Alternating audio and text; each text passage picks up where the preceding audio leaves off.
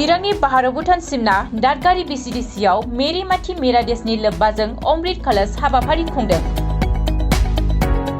मेरी माथि मेरा देशजों लोब्बा लानानै दिनै चिरां जिल्लानि बाहारो भुटान सिमना दादगारि Vcdcआव दिनै अमृत कलश हाबाफारि खुंनाय जायो। बे हाबाफारियाव दादगारि Vcdcनि गामि गामि हानजा सुरनानै नखर नखर दैहुआव हा खांनानै Vcdcनि मासिगिरिनो हाखौ गथायनानै होफैयो। हाबाफारियाव आलासि महरै जिल्ला बिबानगिरि आरेन दास, रेन्ज बिबानगिरि माधव दास, 6थि बेटेलियननि नायदिंगिरि आमल कुमार, दादगारि हाथिसार Vcdcनि आफादगिरि आर्पन काटवाल आरो गासै मोन 18 गावसुंथा हानजानि आइजोफोराबो बाहागो लायो।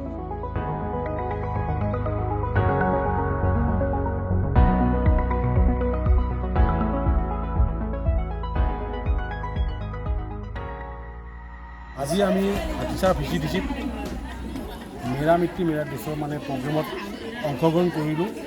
আমাৰ ইয়াতে আমাৰ চিফ গেষ্ট হিচাপে ৰমেন্দ্ৰ দাস ছাৰ আছে, লগতে আমাৰ 6 বেটেলিয়নৰ আমাৰ ইন্সপেক্টৰ চাহাব আছে।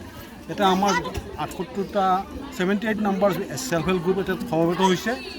আমি গোটেইখিনি গাঁৱৰ মাটি আনি ইয়াতে জমা কৰি এটা মিক্স কৰি এই মাটিটো আমি মাটি কলৰ যাত্ৰা হিচাপে আৰম্ভ কৰিছোঁ। এই মাটিটো আমাৰ ব্লকলৈ গুচি যাব। ইয়াৰ পিছতে ব্লকৰ পৰা ডিষ্ট্ৰিক্ট যাব, ডিষ্ট্ৰিক্টৰ পৰা আমাৰ ষ্টেটত যাব গুৱাহাটীৰ পৰা আমি দিল্লীৰ অমৃত উদ্যানত আমি এই মাটিটো স্থাপন কৰিম। আৰু এইটো বিষয় লৈ পেলাই আৰু ক'ত হ'ব লগা আছে?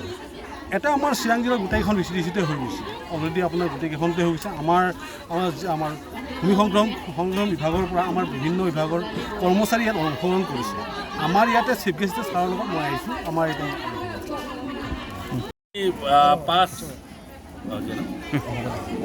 ধন্যবাদ। আজি হাতিচাৰ Vcdcত মাটি কলহ যাত্ৰা পৰ্ব আৰম্ভ কৰা হৈছে।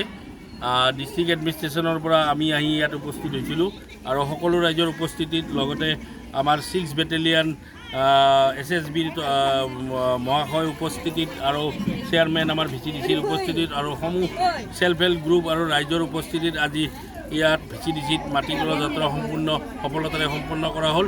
ৰাইজলৈ সম্পূৰ্ণ ধন্যবাদ আৰু অভিনন্দন জনোৱা হ'ল আৰু পৰৱৰ্তী কাৰ্যসূচী হিচাপে তেওঁলোকে মাটি কলহ যাত্ৰা আৰম্ভ কৰিব।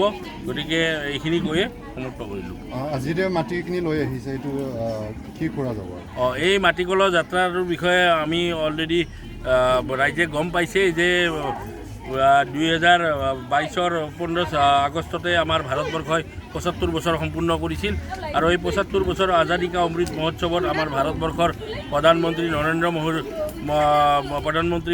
নৰেন্দ্ৰ মোদী ডাঙৰীয়া লগতে আমাৰ অসমৰ মাননীয় মুখ্যমন্ত্ৰীৰ উদ্যোগত বিভিন্ন ধৰণৰ কাৰ্যসূচী আমাৰ অসম দেশত চলি আছে।